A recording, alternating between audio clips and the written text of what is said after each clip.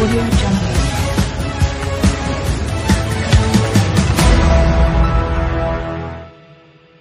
Yang Berhormat Seremban juga membangkitkan satu isu. Kalau mengikut handsetnya, dia meminta supaya UKAS. Memang saya minta EPU jawab. Tapi adakah Kementerian Pengangkutan nak elak daripada isu itu? Tidak. Saya sebab tu saya tunggu. Saya bagi masa. Sebab saya tengok handset dia kata minta UKAS jawab. Tapi saya sudah ada jawapan, tidak ada masalah. IMW ini memanglah satu konsesi yang telah diberikan oleh kerajaan Malaysia dan ianya telah dibawa dan telah dipersetujui oleh Kabinet. Dan seterusnya telah dibawa kepada perhatian UKAS untuk menyediakan MJM. Dan kertas juga telah dipersetujui oleh UKAS pada tahun lalu dan ianya melalui proses perbincangan dengan pihak yang akan diberi konsesi selama 15 tahun. Saya ingin memaklumkan kepada Yang Berhormat asas-asas pertimbangan seperti mana yang telah dibincangkan dengan Kabinet, termasuklah melihat latar belakang syarikat ini yang telah menjalankan projek begitu banyak sekali dan berdasarkan kepada pengalaman 15 tahun, walaupun dari segi teknikal kita lihat mereka mempunyai peralatan yang telah dilabur dengan besar, 2.2 bilion ringgit. Dan projek yang telah dilengkapkan lebih daripada 200 projek di semua pelabuhan-pelabuhan persekutuan di Malaysia. Jadi saya faham dengan apa yang Yang Berhormat telah bangkitkan dalam perkara ini dan semua kelemahan yang ada mungkin dalam konteks sebelumnya akan direncana akan dibincang dengan pihak UKAS sebelum perjanjian akhir itu dapat dimaterai dan ianya sedang dalam tindakan UKAS bersama-sama dengan pihak AGC. Okey, silakan. Terima kasih Datuk Ketua. Saya nak tanya kepada Bapak Menteri, adakah Yang Menteri dapat menafikan apa yang saya sebut dalam pembahasan? Bahawa syarikat ini mempunyai pelbagai masalah. Yang pertamanya, Inai Kiara ataupun holding company kepada syarikat yang diberikan konsesi ini adalah sebuah syarikat yang telah bankrupt. Sehingga ada saman daripada kerajaan terhadap syarikat ini tak bayar kepada LHDN. Dan juga apa yang dikatakan, sebutkan tadi, banyak projek disiapkan. Tidakkah Yang Berhormat sendiri sedar bahawa ada banyak projek yang tergendala?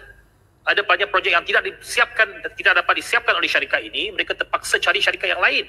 Di Kuantan Port umpamanya, satu contoh yang terbaik semasa Pekan menjadi Perdana Menteri. Kuantan Port tidak dapat diselesaikan. Water breaker tersebut terpaksa dibina oleh sebuah syarikat lain, IJM bersama dengan syarikat daripada negara China. Dan ini menunjukkan bahawa keupayaan syarikat ini amat dipersoalkan.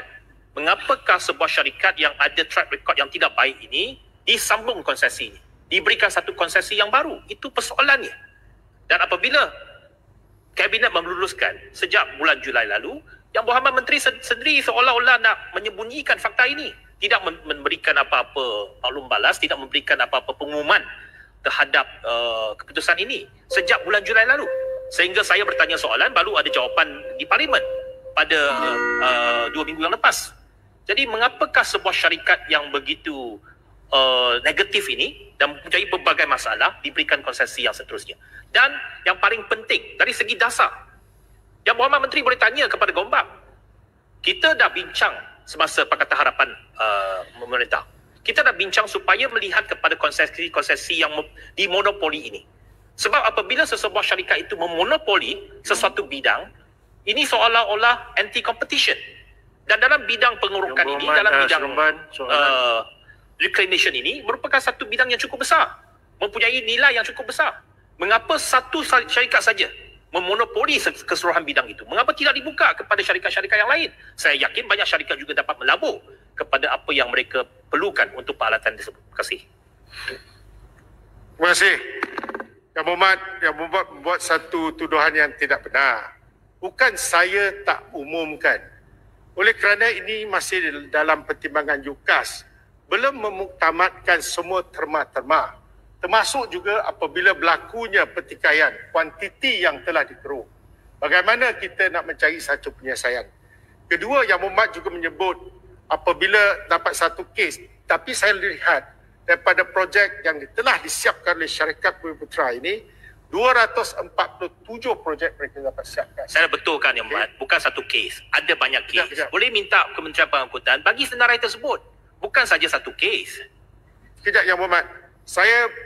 Yang Berhormat bagilah projek mana yang dia tak siapkan, ya. Jadi 247 projek bernilai 2.28 bilion ringgit. Ini ada rekod dalam MOT. Yang kedua, saya nak maklumkan kepada Yang Berhormat, sebelum tu kenapa dasar ini diadakan? Kerana kita melihat ramai yang guna menjadi ejen kepada syarikat-syarikat pengerukan kapal daripada luar negara.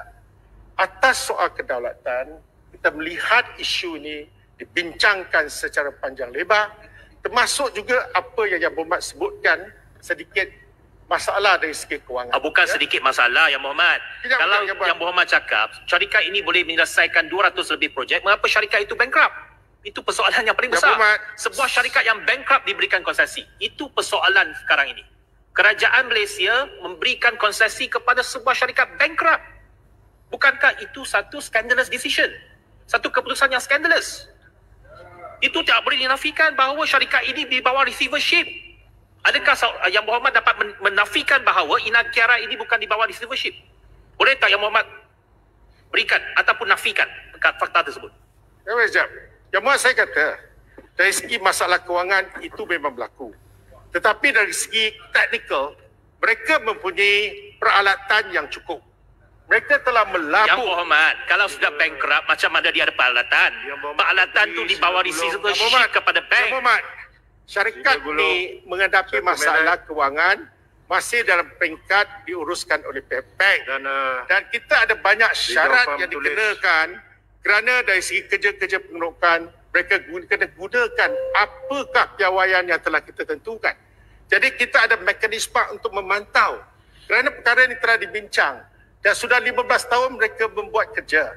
Dan saya rasa dalam kes ini, saya tadi sebutkan, ada banyak syarikat menjadi ejen di sini untuk dapatkan kapal-kapal di luar. Tapi syarikat ini yang melabur lebih aset di Malaysia dan ini sebagai salah satu asas pertimbangan. Jadi Yang Berhormat bolehlah buat anggapan macam-macam, tak apa. Tapi Yang Berhormat dalam ucapan, saya meneliti Yang Berhormat minta UKAS. Yang Berhormat boleh tanya pihak memang UKAS saya akan juga tanya. Sebab dari segi 15 Tapi kesimpulannya Yang Berhormat Menteri Pengangkutan kata hari ini, kerajaan Malaysia melantik sebuah syarikat bankrupt untuk mendapat konsesi 15 tahun untuk pengerukan. Itu kesimpulannya. Yang Berhormat boleh buat apa juga kesimpulan, tetapi kita berlandaskan kepada keputusan yang telah dibuat dan kita ada cara-cara pemantauan dan kita juga melihat dari segi latar belakang. Kalau syarikat ni tidak boleh membuat kerja, kita ada cara kita untuk menekan, ya.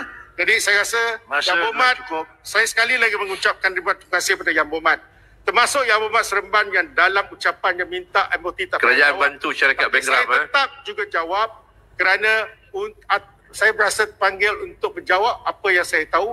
Yang Berhormat boleh mendapatkan keterangan lanjut seperti mana Yang Berhormat kendaki. Selepas ini boleh banyaklah syarikat bankrupt, mohon. Sekian, terima kasih. Terima kasih Yang Berhormat Menteri